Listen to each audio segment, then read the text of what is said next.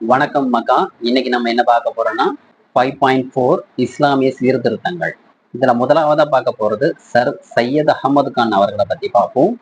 டெல்லியில் உயர்குடி முஸ்லிம் குடும்பத்தில் பிறந்த சையத் அகமது கான் படிப்பறிவின்மை, குறிப்பாக நவீன கல்வி அறிவின்மையே இஸ்லாமியர்களுக்கு பெரும் தீங்கு விளைவித்து அவர்களை கீழ்நிலையில் வைத்துள்ளதாக இவர் கருதினார்.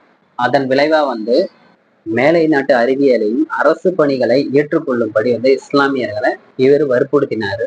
அது மட்டும் இல்லாம அறிவியல் கழகம் ஒன்றை நிறுவி அதுல ஆங்கில நூல்களை, குறிப்பா அறிவியல் நூலை உருது மொழியில மொழியாக்கம் செஞ்சாரு.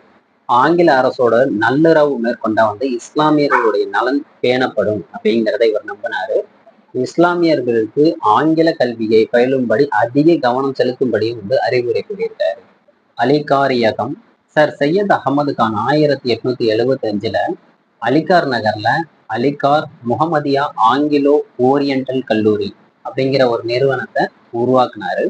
இவருடைய அலிகார் இயக்கம் அப்படிங்கிற இயக்கம் இந்த கல்லூரியை மையப்படுத்தி நடைபெறதுனால இந்த பெயர் பெற்றுச்சு.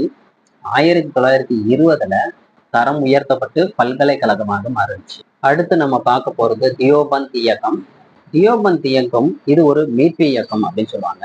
பழமைவாத முஸ்லிம் உலோமக்களால தொடங்கப்பட்டது.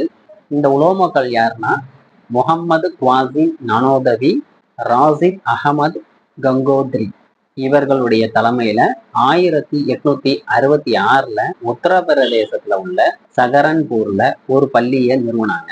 இந்த பள்ளியுடைய பாடத்திட்டம் என்னன்னா ஆங்கில கல்வியும் மேலை நாட்டு பண்பாட்டையும் இவங்க புறக்கணிச்சிட்டாங்க.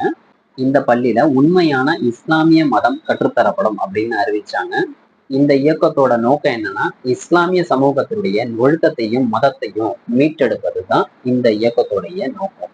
தொடர்ந்து பார்ப்போம். நன்றி மக்கா.